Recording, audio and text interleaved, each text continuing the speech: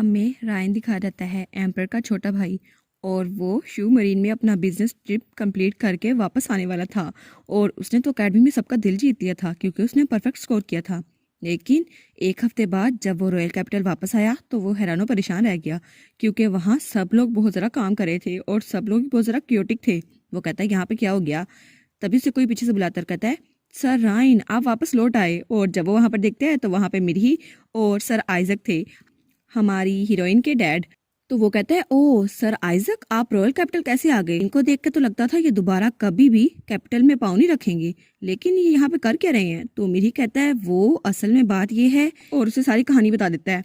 तो रायन कहता है अच्छा तो हिज मेजेस्टी मेरा भाई वो डायरेक्ट फ्लोरिया गया है लेडी को सर्च करने के लिए, है ना ऐसा ही है। तो वो कहता है हाँ हाँ बिल्कुल ऐसा ही है। तो मेरी कहता है और हाँ सर मेजेस्टी अब वो तो चले गए हैं लेकिन मैं और सर मेजरेंट ये बाकी के टास्क संभाल रहे हैं, लेकिन अब आप वापस आ गए हैं तो थोड़ा इजी रहेगा। लेकिन मेरी की बात खत्म होने से पहले ही रायन पीछे मुंह कर लेता है और वहां जाने लगता है। तो वो कहते हैं क्या आप यहाँ से भाग नहीं सकते सर रायन, आपको हमारी हेल्प करनी होगी। तो वो वहां से उनकी बात सुने बगैर भाग रहा था। तो मेरी कहता है कैप्टन वापस आ चुके हैं पकड़ो उन्हें, लेकिन वो अपना विंड रून यूज करता है और वो वहां से भाग गया था। और दूसरी तरफ हमें वही आइलैंड दिखा रहता है जहां हमारी हीरोइन और हमारा हीरो फंसा हुआ था और वो पहला दिन था उस डिजर्टेड आइलैंड पे। और हमारा हीरो सोचता है मैंने तो बहुत तेज भागकर भी देखा लेकिन करीब कोई और आइलैंड नहीं है, और अगर मैं करंट रूट को भी देखूं तब भी करीब कोई कश्ती भी नहीं है। तो इसका मतलब है रॉयल कैपिटल से कॉन्टैक्ट करने का कोई तरीका नहीं है, लेकिन मुझे वापस जाने का कोई तरीका ढूंढना ही होगा। तभी उसे पीछे से सिलिसा कहती है योर मेजेस्टी, और उसके हाथ में एक स्नेक था, एक ब्लैक कलर का बहुत ही भयानक स्नेक। तो वो कहती है देखिए मैं नाश्ता ले आई हूँ, हम इसको खा के गुजारा कर सकते हैं। और वो तो स्नेक को अपने इर्द गिर्द लपेटे हुए थी। वो कहती है देख ले मैं कितने काम की हूँ। तो मेजेस्टी कहता है ये खाने की चीज़ है, और उसका तो मुंह बन गया था। वो कहता है अगर तुम्हें खाना ढूंढना ही है तो फ्रूट्स या प्लांट्स को नहीं देख सकती, वहाँ देखो कोकोनट ट्री, हम उसको खा के गुजारा कर सकते हैं। तो वो कहती है नहीं नहीं आपको सुबह के टाइम ज़्यादा एनर्जी वाली चीज़ खानी चाहिए तो मीट अच्छा रहेगा। और फिर वो कहती है अभी थोड़ी देर इंतजार करें मैं इसको रोस्ट करके ले आती हूँ। तो एम्पर कहता है बस भूल जाओ इसे, मैं नहीं खाने वाला इसे। तो वो जल्दी से उसे फेंक देती है, कहती है ठीक है। और सांप बेचारा वो तो भाग के वहां से जा रहा था। तो एम्पर कहता है तुम्हें नहीं लगता खाने के अलावा भी तुम्हें कुछ और सोचना चाहिए। तो हमारी हीरोइन कहती है ओ हाँ मुझे पता है ये डिजर्टेड आइलैंड है ना। तो वो कहता है हाँ ये बात तो बिल्कुल पक्की है। तो वो कहती है तो इसका मतलब है हम किसी से कॉन्टैक्ट नहीं कर सकते है ना। तो एम्पर कहता है हाँ ये बात भी ठीक है, लेकिन तुम्हें क्या हो गया। तो वो कहती है इसका मतलब है हम लोग यहाँ से नहीं जा सकते। तो एम्पर कहता है हाँ ये बात ठीक है। तो वो कहती है इसका मतलब है हम लोग हमेशा के लिए यहीं पर रहेंगे। तो वो कहता है हाँ तो फिर क्या हुआ, क्या कुछ मसला है, क्या तुम्हें ये बात पसंद नहीं आई। तो वो कहती है नहीं नहीं ये बात नहीं है। अगर ऐसी ही बात है तो वो सोचती है क्या ये कैप्टिविटी सिचुएशन हो गई, जैसे एम्पर हीरोइन को बांध के रखते हैं। तो एम्पर कहता है क्या अब ये क्या सोची जा रही है। तो वो कहती है नहीं नहीं सीरियसली अगर कोई कैप्टर ही नहीं है तो कैप्टिविटी कैसी हुई, और एम्पर तो खुद फंसा हुआ है मेरे साथ, और वैसे भी कोई प्रिजन में या बेसमेंट बेडरूम में लोग कर सकते हैं, लेकिन ये मुझे कैद नहीं कर रहा। तो एम्पर सोचता है ये लड़की तो बहुत ही ज़्यादा स्ट्रेंज है, मुझे लगता है ये बहुत ही ज़्यादा स्ट्रेंज है। लेकिन वो कहता है फिर भी इसकी स्किल्स तो बहुत ज़्यादा अच्छी है, इसने घर भी बना दिया और इसकी हंटिंग एबिलिटी भी बहुत ज़्यादा अच्छी है, लेकिन मुझे लगता है इसको सर्वाइवल स्किल्स बहुत अच्छे से आती हैं। और इसके अलावा रेस्क्यू सिग्नल, वो जो स्मोक इसने फैलाया उसकी वजह से कोई भी हमें ढूंढ सकता है। तो मुझे लगता है ये सब कुछ इसे सर आइजक ने सिखाया होगा। तो हमारी हीरोइन सोचती है ओ हाँ उसे क्या कहते हैं रेस्क्यू टूल, सर्वाइवल। तो एम्पर सोच रहा होता है जो मैंने सोचा था ये बिल्कुल भी वैसी नहीं है। लेकिन तभी उन्हें वहां से किस चीज़ की आवाज़ आती है, दोनों वहां पर देखती हैं। वो कहते हैं क्या ये आवाज़, ये तो किसी शिप की है, क्या वो लोग हमें बचाने आए हैं इस सिग्नल को देखकर। और वो दोनों बहुत ज़्यादा खुश रहते हैं। तो हमारी हीरोइन चिल्लाक कहती है यहाँ पर हम लोग यहाँ पर हैं, आप लोग यहाँ पर आए। तो एम्पर कहता है चलो लक हमारी साइड पर है, हमें कोई शिप मिल गई। लेकिन तब वो दोनों देखते हैं और थोड़ा शौक होते हैं क्योंकि वो शिप उसके ऊपर पायरेट का झंडा था और वो शिप पूरी की पूरी पायरेट्स की थी। तो एम्पर कहता है ओ नो ऐसा लगता है ये पायरेट्स की शिप है, ये हमें बचाने नहीं आए। लेकिन तभी वो वही शिप थी जिसे हमारी हीरोइन ने बचाया था और वहाँ पे वही रेफ्यूजीज थे। तो वो लोग कहते हैं हम लोग ग्रेट पायरेट किंग यान फैजा के अंडर काम कर रहे हैं और हम लोग आपकी हेल्प करने के लिए आए हैं। और वो दोनों तो उनको कह रहे थे हम आपको बचा के रहेंगे। लेकिन एम्पर वो कहता है क्या पायरेट किंग, वो भी मैं। और हमारी हीरोइन कहती है ओ नो ये तो मैंने इसको बताया ही नहीं, मुझे इसे बता देना चाहिए था। तो एम्पर कहता है अगर हमारी सिचुएशन बुरी भी हुई और मैं अनथ्रोन भी हो गया, लेकिन फिर भी ये लोग मेरा नाम कैसे यूज़ कर सकते हैं, और मैंने कभी एक्सपेक्ट नहीं किया था इनकी इतनी हिम्मत होगी मेरा नाम चुराएं। और वो तो बड़ा गुस्से में आकर अपना रून यूज़ करने लगा था। तब हमारी सिलेसिया उसके आगे रहती है, कहती है 1 मिनट रुके योर मेजेस्टी, ऐसा कुछ नहीं है। तो एम्पर कहता है अब क्या हुआ? तो वो कहती है ये रियल पायरेट्स नहीं है, ये तो रेफ्यूजीज है और ये बहुत ज़्यादा अच्छे लोग हैं। तो एम्पर कहता है आपको ये बात कैसे पता चली यंग लेडी? तो वो कहती है असल में बात ये है, और वो दोनों उतर रहे थे एक शिप लेकर उनको बचाने के लिए। वो कहते हैं लगता है वहाँ पे 2 लोग हैं, हमें जल्दी से जाके उनको रेस्क्यू करना होगा। तो सिलिसिया उसको बताती है असल में ये शिप तो मैंने आपके पास खरीदी थी और मैंने इसमें इन लोगों को रहने के लिए दिया था। तो एम्पर कहता है क्या मेरे पैसों से? वो कहती है हाँ हाँ, ये ब्लैक कार्ड देख रहे हैं, ये असल में, और उसको सारा कुछ समझा देती है। तो एम्पर अपना सर पकड़ लेता है, वो कहता है ओ नो, ये सारा कुछ तुमने किया था? तो वो कार्ड को उसके सामने रख देती है और खुद झुक जाती है और माफी मांगने लगती है। तो एम्पर कहता है आखिर तुम सोच क्या रही थी इतना मैस क्रिएट करने के बाद? तो वो कहती है असल में डाइवोर्स के बाद भी तो ये सारी मनी मेरे तरफ ही आनी थी ना, तो मैंने सोचा चैरिटी के लिए इस्तेमाल कर लूं, लेकिन आखिर में ये मनी आपकी थी, लेकिन फिर भी मैं चाहती थी वार रिफ्यूजीज की हेल्प कर सकूं। तो एम्पर कहता है क्या वार रिफ्यूजीज? तो वो कहती है हाँ, ये वो लोग हैं जिनके पास वार के बाद कहीं जाने के लिए कोई घर नहीं था, इसलिए मुझे नहीं पता था इनको कहाँ रखना है, और मैं नहीं जानती थी ये लोग वहाँ रह भी सकते हैं या नहीं, इसलिए मेरे पास कोई चॉइस नहीं थी। मैं चाहती थी इन लोग के पास रहने के लिए कोई चीज़ हो, कोई घर हो। और वो कहती है इसलिए मैं चाहती हूँ वो लोग भूखे कभी ना मरे और इनके ना भटके। और फिर वो कहती है योर मैजेस्टी, मुझे लगता है आप भी एक ऐसी दुनिया चाहते हैं जहाँ सब लोग हंसी खुशी रहे।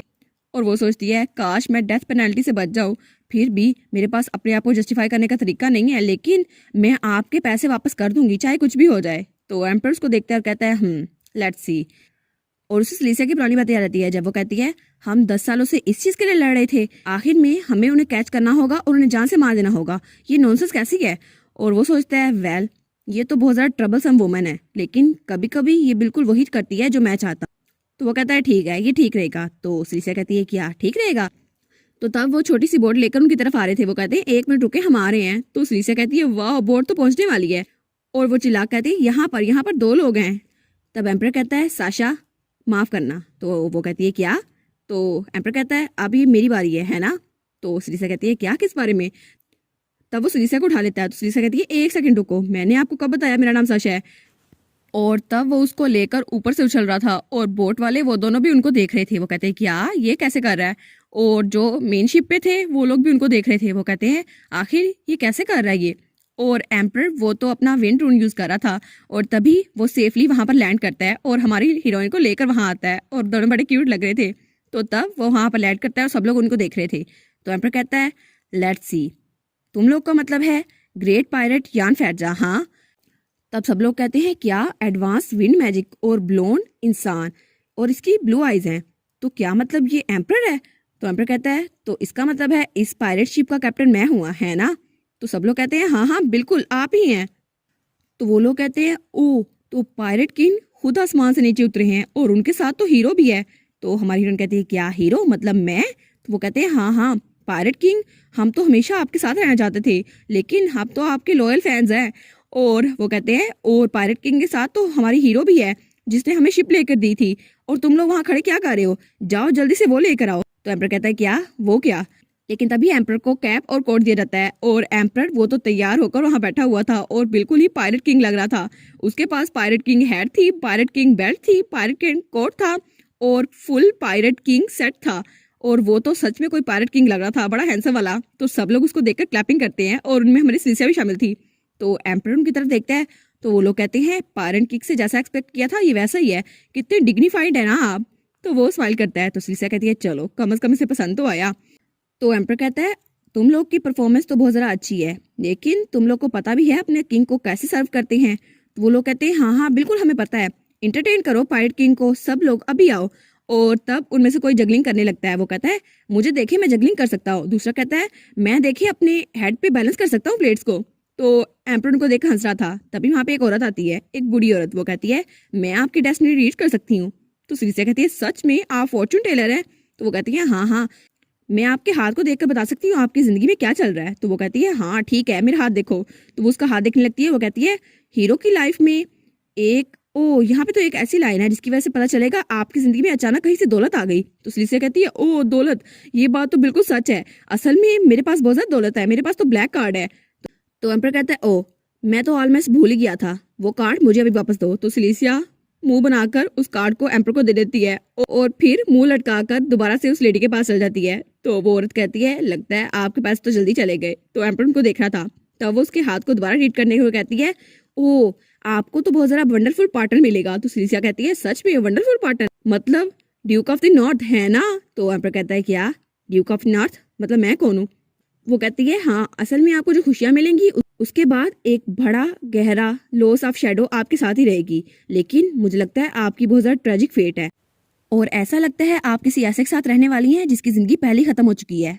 और वो औरत बड़ी ज़्यादा दुखी लग रही थी। तो एम्पर कहता है, क्या ये आखिर क्या कह रही है? तो सिलिसिया कहती है, क्या आपका मतलब है मैं ऐसे इंसान शादी करने वाली हूँ जो मर चुका है? लेकिन ये बात तो कोई सेंस नहीं बनाती। तो वो औरत कहती है, ठीक है, ये तो बस आपकी रीडिंग हो गई, अब मैं पायलट किंग के हाथ को रीड करूंगी। तो सिलिसिया कहती है, एक बार और मेरे हाथ को रीड कर देना, बस एक बार और। ये पता नहीं कैसी बातें कर रही हैं।